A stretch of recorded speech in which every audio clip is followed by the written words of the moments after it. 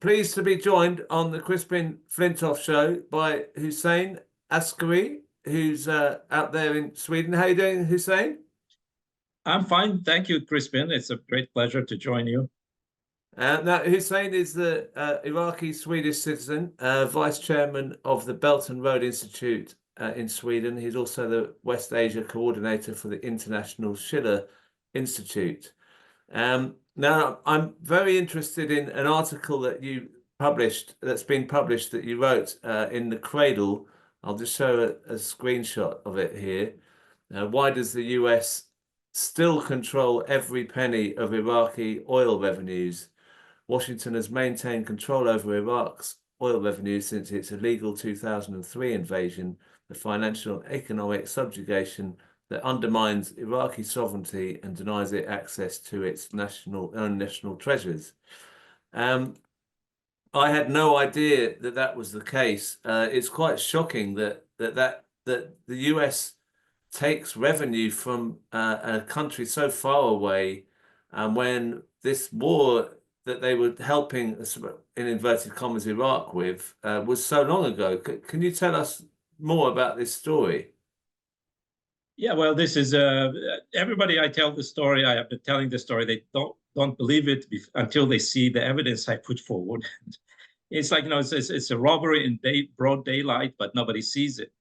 But the real background to this whole thing, which it brings me to actually the horrible and dangerous situation we have in the world today, not only with the war in Gaza, the genocide going on there now, we have probably a repetition of that genocide in Lebanon, and maybe a regional war, which can get out of control, but also the situation in Ukraine, which can lead us to a nuclear world war, that we have had a system of governance, which, it was promoted already in the 90s, but with the illegal invasion of Iraq in 2003, that was the test case, where, like as Tony Blair said before that the system of the Peace of Westphalia, the principles of the Peace of Westphalia, and the United Nations Charter that nation states are sovereign and independent, and there should be no interference in their internal affairs, that these principles are obsolete. From now on, we have our values which determine what is wrong and right. And we, the powerful Americans and British, we determine how countries will be governed and by whom. So the invasion of Iraq was such a very clear example of this paradigm shift in international relations, which has brought us today to this dangerous situation. Now, in 2003, of course, everybody knows that based on the lies that Iraq has weapons of mass destruction, which is Iraq is hiding from the United Nations inspectors who have been working there since 1991.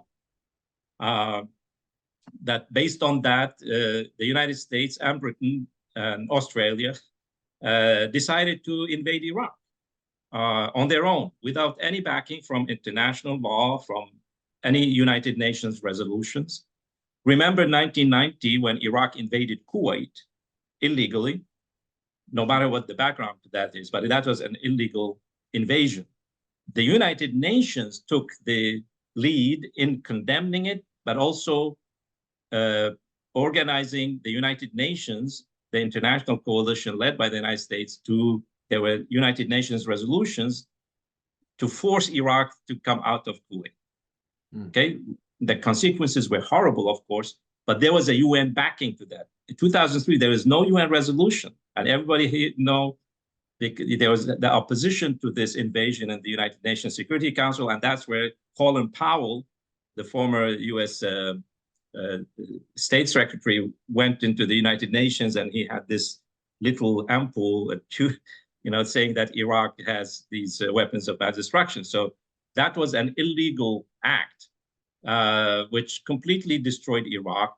First, they started by bombing all the infrastructure, water, power, sewage, spreading disease, which is in itself is a crime under international law, a crime against humanity. And then the US and British forces went into Iraq and then all the way to Baghdad, and the Iraqi government just fled the premise, and the United States took over. Now, the United States had organized, and also under international law, actually humanitarian law, the occupation force is responsible for the people under occupation. Yeah. And therefore, the United States had, of course, already organized this the coalition administration together with the British, and then they also brought together with them lots of the exiled Iraqi political groups, militias, and so on, to help them in this process. But the United States was responsible practically for all matters pertaining to Iraq's economy, the food, the water, everything, as an occupation force. This is under international law. So the United Nations had no choice but to accept that new reality. And on May 22nd, the United Nations Security Council issued a resolution 1483, which determined that Iraq now is under the American Provisional Coalition Administration, which was then headed by Paul Bremer, a neoconservative guy. And there were other elements in the United Nations resolution, which included, after the 1991 liberation of Kuwait war, the United Nations had issued a number of resolutions, including the resolution 687, which put Iraq under total blockade. That's the resolution which resulted in the death of 1 million Iraqis, right, including the 500,000 children, which Madeleine Albright bragged about as a fair price to control Saddam Hussein, if you remember that. That resolution had that Iraq would only sell so little oil just to buy a little bit of food and some basic medicines, and nothing else. You know, in Iraq, between 1991 and 2003, Iraq was not even allowed to import scientific magazines. So horrible was the impact. So that we had disease, we had malnutrition, Iraq went into a dark age. Like James Baker III told the Iraqi foreign minister Tariq Aziz before the war, he said, "We will send you back to the Stone Age." And they did. Iraq was back to the Stone Age. Iraq was one of the most advanced countries in the region, or was the most advanced country in the region in the 80s.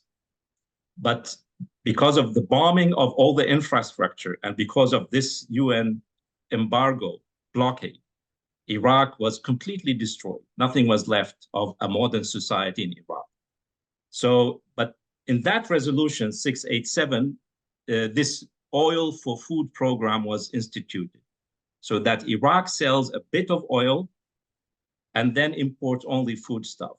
So by 2003, the new UN resolution 1483 in May 22nd, 2003, included abolishing the oil for food program and established what is called the Development Fund for Iraq, DFI, that all oil revenues from Iraq will go into that fund for maintaining the livelihood of the Iraqi people and starting a reconstruction process, which never took place in the last 20 years. So Iraq was allowed to sell as much oil as possible, and that the money will go into this development fund for Iraq. The UN resolution says that this fund will be under the supervision of the Iraqi Central Bank. Right. So that's very clear. However, the resolution does not say where the bank account, where the money goes into the fund, will be placed. So the same day, this resolution was taken on the 22nd of May, 2003, in the morning in New York, at the UN headquarters. In the afternoon, by the way, the resolution was actually drafted by the Americans and Irish. So they knew what is inside there. So there was this loophole about where the fund should be. In the afternoon, the American president, George W. Bush, signed Executive Order 13303, which is called the protection of the Iraqi Development Fund and other assets in which Iraq has an interest. That's the title. Right. So which means from that moment on, the American president is in charge of managing the Iraqi Development Fund.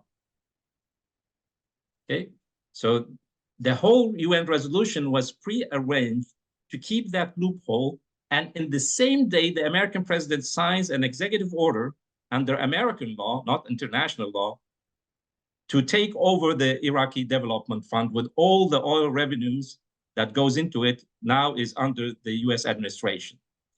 And since the US administration and its coalition provisional government in Baghdad is in charge of all matters for the Iraqi people, the two will be managing this fund. Okay? The United Nations had a monitoring committee created to monitor how the money is processed, where does it go, and so on. But everything was under American control. So what will happen is that when Iraq sells oil, by the way, Iraq doesn't sell so much oil to Europe or the United States. Most of the Iraqi oil goes primarily to China, Korea, Japan, India, Indonesia, Malaysia, and East Asia. That's Iraq's oil market. So when a company in China, a refinery in China, orders 1 million barrels of oil from Iraq, the Iraqi oil marketing company receives the order and also a letter of credit for the payment, but only a letter of credit that they will pay the money. But to whom, that comes later. And then the Iraqis will ship, they put the oil on a ship and the ship goes to its destination in China, while the money goes to the bank account, not of the Iraqi oil marketing company, but it goes to the bank account, which the Americans now have determined will be placed in the Federal Reserve Bank of New York. So the Development Fund for Iraq bank account was placed that afternoon when the President of the United States signed the executive order, was placed in the New York Bank of the Federal Reserve. So the Chinese, the Indians, the Koreans, they will pay the money for the oil they get from Iraq to that bank account in New York, not to the Iraqi oil ministry, not to the Iraqi central bank, not to the Iraqi finance ministry. So all the money is, accumulating in that bank account in New York. And then the Americans decide how that money will be used. When the Iraq was still under the provisional coalition government, direct rule by the Americans, the money will go by airplane loads in cash, dollars, to Baghdad airport, and then the Americans will distribute it. And there was so much corruption. It's just incredible amount because you have. So can I just stop you there? So there's a plane full of cash going from the United States to Iraq. I mean, that's hardly safe, is it? I mean, anything could happen in that to that plane, or yeah, and the corruption is as well. I mean, why is it in cash? Because the Iraqi banking system didn't exist anymore, and it was not connected to the international banking system.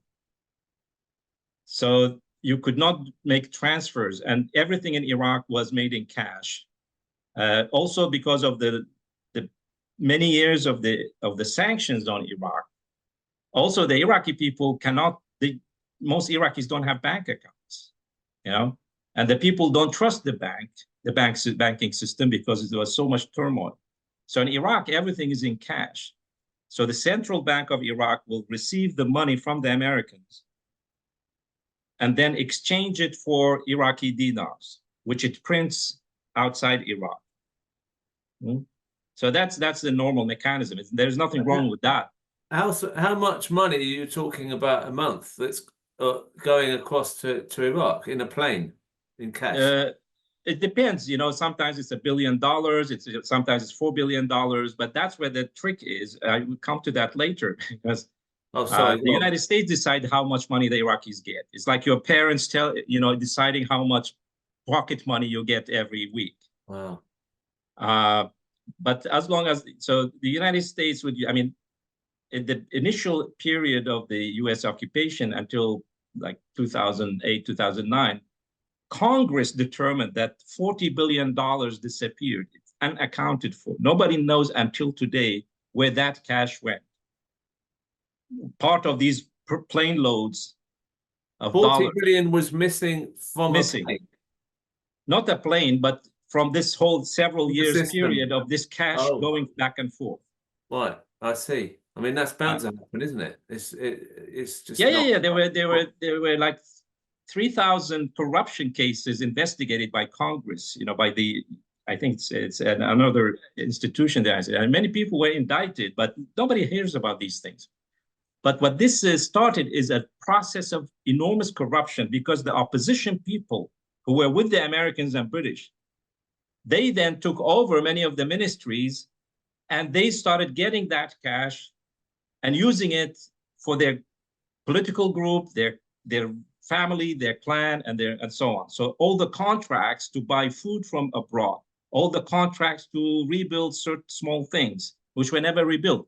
The Americans would give them cash, sign a paper, okay, here you build this school, and this guy who was in London, for many years in the opposition, he will give that contract to his cousin to build the school.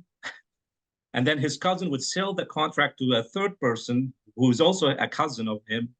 And then there's a chain of people who get that dollar, and everybody takes his share and sends the bucket down until there's no money left and there is no school built. This is how Americans... It sounds just like the COVID money that was going around in the UK. That's all disappeared. No one knows where that was. That's what happens when people get vast sums of money with no actual conditions, particularly on that at all. So exactly. So that's how corruption in Iraq started. Iraq today is one of the most corrupt countries in the world. It was not like this before the regime change. Okay, Saddam Hussein was an oppressor, he was a dictator, but we did not have corruption at the level we see, or we have seen since 2003. So anyway, that was when the United States was in control, direct control. But in 2005, there was a provisional Iraqi government, and later we had Iraq elections, so there was an Iraqi government. Right. Okay, in 2008, Iraq ceased to be under occupation formally, because Iraq signed a strategic cooperation, comprehensive strategic cooperation agreement with the United States, which says that the United States and Iraq now are partners in preserving the security of Iraq, and that the United States will train the Iraqi army and provide it with weapons and so on. And hundreds of billions were spent on the Iraqi army, which did not stand more than a few hours against ISIS when it came to Iraq in 2014. The Iraqi army disappeared. Right. They had spent hundreds of billions of dollars. Just to give you a number, Iraqi exports of oil since 2003 until last year was about $1.2 trillion. That's what Iraq exported of oil. But until now, we don't have decent roads, we don't have railways, we don't have healthcare, we don't have clean water, and there is not enough electricity in the country, which is the second largest exporter of oil in OPEC. So all that money disappears everywhere in the country from the top down, and creating enormous corruption. At the same time, the policy was, since there were no real jobs, because Iraq's infrastructure, industry, and agriculture were destroyed. We have many industries in Iraq, because these were destroyed and shut down. So where do people get employment? Well, the trick was now that the government will employ people in fake jobs, government jobs, so that they can get a salary at the end of the month, so that they can feed their family and buy other consumer goods. So we have around 6 to 7 million Iraqis who get a salary every month, but they don't perform any real jobs. And that's the largest portion of the Iraqi budget. And that becomes a problem when the oil price goes down. The government doesn't have money to pay for the salaries, and that means that people don't have money to buy food and clothing for their kids and their families. So they put Iraq into another trap for that, because there are no real jobs. There's no real economy in the country. Iraq sells oil and buys 97% of all its needs from abroad. So to go back to this story of what happened to the Iraqi, the Iraqi Development Fund. As I said, in 2008, Iraq no longer is under occupation.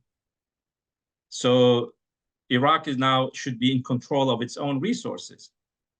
By 2010, the United Nations decided, there was a resolution, it's called 1956. The number of it is 1956, United Nations Security Council resolution.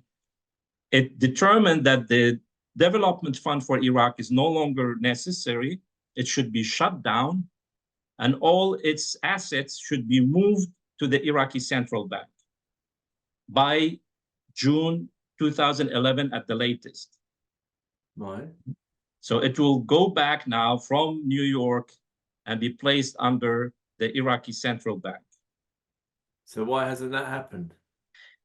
Yeah, that's a good question. So neither the United States did do that, nor the Iraqi government demanded to do that. I see. Because they both, I mean, the Iraqi government was getting money, so they didn't really want to change it. It was good for them, in a sense. Yeah, this is one reason that the people in government in Iraq, the political parties, the coalition, which is made up of a large number of ethnic sectarian groups, which were put together with chewing gum in a new Iraqi constitution, which is the source of all the problems we have in Iraq. The Americans and British, they changed the Iraqi constitution, making it based on a multi-party parliamentarian system, but the parties represent different ethnic groups, different ethnic and sectarian groups. It's like in Lebanon. Right. It became part of the Iraqi social political structure to divide the country along sectarian and ethnic lines. So each group, they will try to get as much to their group as possible and forget about the nation. So the Iraqi ministries are divided. That's why an Iraqi government takes between 1 year and 2 years to form after the elections, because there are lots of negotiations which ministries will belong to which party. Some ministries, their budget is very high, like the defense ministry, the trade ministry, which buys all the food for the Iraqis. There are ministries, there's an enormous cash in them. And there's a big fight over those fat ministries between the different ethnic and sectarian groups. Right. So Iraq is kept together by this process of corruption. When there's a quarrel over the money, suddenly we have terrorist attacks popping up. We have assassinations. We have tension between Kurds and Arabs, between Shia and Sunni, suddenly. Wow. All these dormant problems which are buried under the cash, when there is no cash, these things pop up because the Iraqi political and social system was transformed into this very, Frankenstein monster. The Iraqi government is not interested in following this UN resolution, which said now the money will go. But the other reason is that the United States would not allow the Iraqis to have sovereignty of their money. And therefore they say, we keep the money in New York and you get what you want every month. So the Iraqi government sends an invoice or a bill through the Central Bank of Iraq with a list of things that we need to buy this month, or the next month, or the next 3 months, to the United States. And the United States at the Treasury Department, they look at the Iraqi list and they accept some of them and they don't accept others. And then they order the Federal Reserve to put the cash, which is accepted, on the airplane, which is actually paid by Iraq. The whole transport process and security is paid by Iraq, to send this money to Baghdad and hand it to the Iraqi Central Bank. So sometimes the US government does not like the Iraqi government, for example, is not putting pressure on Shia militia groups who are pro-Iran, who are attacking the American bases, because Iraq is still under occupation, although formally we are not under occupation.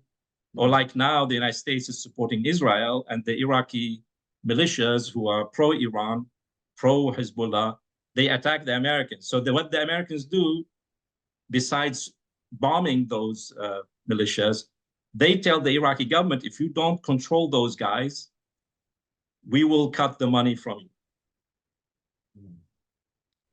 Can I just say, it just sounds to me like colonialism. There's no, it sounds like something in the 19th century or pre that. I mean, the way that the money's controlled, the divide and rule, the whole thing is like what a model that you would have imagined from Victorian England.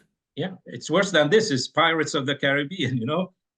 Donald Trump in 2020, when, you know, when they assassinated the Iranian general who was a guest in Iraq, you know, Qasem Soleimani, and the head of the Iraqi, you know, National Mobilization Forces, a militia, when they were assassinated at the Iraqi parliament, they were angry. They issued a statement to kick out the American forces from Iraq. Donald Trump said, "I will take your money." He said it in public. He said, "I will take all the money." You know, there's a lot. All Iraqi money is in the New York bank. Today, it's $120 billion. Wow. So it's a lot of thuggery involved in this. But the Iraqi government is unable, even if it wishes to change this situation, the Americans say, well, if you do anything stupid, we will cut all the money and your people will starve and they will be in the streets next day and your government will be burned. Right. So the whole country will burn. Do you think there's any way out of this situation? I mean, would international pressure, you're talking about the UN quite a lot here. I mean, should the UN not be taking a stance on the money and on giving Iraq autonomy? Well, you know, in 2003, both Russia and China were not as powerful as today, but that's not, and they were trying to have good relations with the West. Now the situation has changed, but that does not change the fact that the United States would do whatever it wants. Remember, they took all Russia's money. They took all Afghan money. They confiscated, and people in Afghanistan are starving after the US withdrew from. They kept all the money. They said, we take it. And in Iraq's case, they will also take the Iraqi money. The only solution is, of course, we have a whole movement in Iraq doing that. I said, look, what we should do is we ask the United States kindly to implement the United Nations resolution and shut down the fund and transfer the money to Iraqi Central Bank. We do it in a diplomatic way, like a state to state. We want to keep friendly relationships with you, but we want to have sovereignty of our money. Because you know what the problem is? The Iraqi government cannot plan reconstruction plans because these are long-term plans, 5 years, 10 years maybe. Yeah. So you need to have sure that you have the funds you can disperse for these projects. But if you are getting money every month, you cannot plan reconstruction. So this was one of the reasons why Iraq never built anything in terms of infrastructure, because you don't know if you will get the money next month or next year. If the United States refuses to do that diplomatically, then Iraq should sue the United States in the International Court of Justice and other international, more specialized in commercial affairs.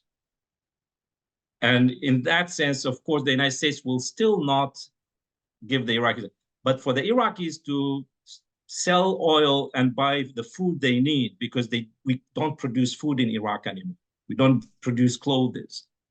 The Iraqis, what they should do as a plan B is already now shift their contracting with China, which buys 1 million barrels of oil every day, and India and others, that we trade in their currencies, in the Chinese yuan, in the rupee, and other currencies, because also we buy most of the consumer goods from China. So it makes sense to exchange oil. We don't need dollar anymore. And we can buy food which we import from Turkey, Jordan, Iran in their own currencies, you know? So are there lots of people in Iraq who are speaking out in the same way as you on this? I mean, is there enough of a movement of people who could turn this around? Not in that sense, because as soon as I put out this information, which most Iraqis didn't know about, because the Iraqi government has been telling the people of Iraq that the reason the United States is protecting our money, because if the United States does not protect that money, there are thousands and millions of people around the world, companies and countries whom Iraq owes money. They will sue us and take all the money, as compensation, reparations. And that's a big lie. Right. Because Iraq did pay back reparations to Kuwait, $50 billion, and to millions of people who were affected by Iraq's invasion of Kuwait. There was a United Nations Reparations Committee, which also was taking oil money, dollar, from the mouth of Iraqi children and giving it to the wealthy Kuwaitis and others as compensations for the Iraqi invasion. By 2020, Iraq had paid all its dues. And the United Nations issued a resolution, said Iraq has paid everything. Right. So the Iraqi government is lying to the Iraqi people, say if the United States does not protect that money, it will be gone in like this. And that's a lie. So the people in Iraq are scared, both because they might starve if the United States keeps the money, if they start protesting. And the Iraqi government is both benefiting, the corrupt parties are benefiting from this situation, but also they are scared that their government will collapse if the United States shuts off all the money and the Iraqi people will be in the streets and they are finished. So it's like a dead end for the Iraqis. That's why many people don't dare to protest, right, because they don't see the alternative. The alternative is to shift, say goodbye to the $120 billion we have in the United States. That will never come back because the Americans will never give us back the money. If they do, that's nice. We will keep good relations with the Americans. But we take the risk that this money will not, and then we will have to suffer like the Afghanis suffered. But now the Afghanis are getting back on their feet again with the help of China, the Central Asian nations, India, and so on. So actually, it's better now than it was before, at the beginning of the crisis. So the Iraqis, if we have a strong and principled and moral and patriotic leadership in Iraq, they would follow these steps, ask diplomatically to implement the UN resolution, bring back the money home, without spoiling our relationship to the United States.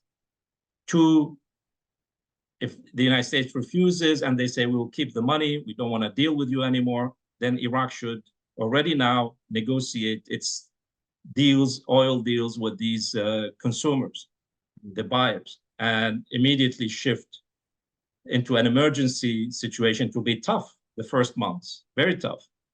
But a good leadership in Iraq would make it clear for the peoples that we are suffering because we want to have sovereignty, because we want to have, and things will get better by time.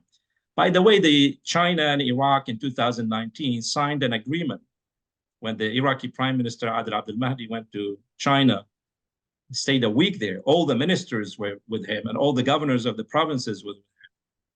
He signed a very important agreement, which people call oil for reconstruction, which meant that out of the total oil we sell to China, a portion of it, around 10 or 15% of that oil, will be shifted to a fund placed in China, dedicated for Chinese companies building Iraq's infrastructure over a long term. Wow. And for every $1.5 billion of Iraqi money put in that fund, Chinese banks will add 8.5. That's Iraq pays 15% to the fund, and Chinese banks loan 85% to the fund to make it like $10 billion, and Chinese companies can start building Iraq's infrastructure, which is necessary. Iraq will pay back the 85% put into that fund by the Chinese banks over a 20-year period. Wow. So Iraq would not need money. Iraq gives China 100 barrels of oil, which we sell to China anyway, and the money goes to New York. That these 100,000 barrels of oil will be used for projects immediately. Railways, roads, water, power, environmental development, agriculture, industry, so that Iraq can stand on its own feet. I proposed to the Iraqi government 2 years ago to increase that to 300,000 barrels because Iraq's needs are much larger, and the Chinese-Iraqi fund should be about $30 billion to start with. Now, what happened? As soon as the Iraqi prime minister comes home on September 30th, 2019, a color revolution is waiting for him in the streets of Baghdad and all Iraqi cities. And there was chaos, there was bloodshed in the streets. And then we had the United States killing Qasem Soleimani and so on. And the Iraqi prime minister resigned. He was forced to resign. And the China-Iraq agreement was put on the shelf. That was it. That was the end of the agreement. So there are solutions in the new world order which is shaping up to shift from dependency on the United States and its insane long-arm justice policies to an orientation to work with other sovereign nations as a sovereign nation and use the natural resources, the wealth of our nation for our benefit. And there are enough partners in the world who are willing to take the oil and give us technology and rebuild our country. So there is a solution. It will take a lot of pain in the beginning, but it will guarantee freedom and sovereignty for the Iraqi people.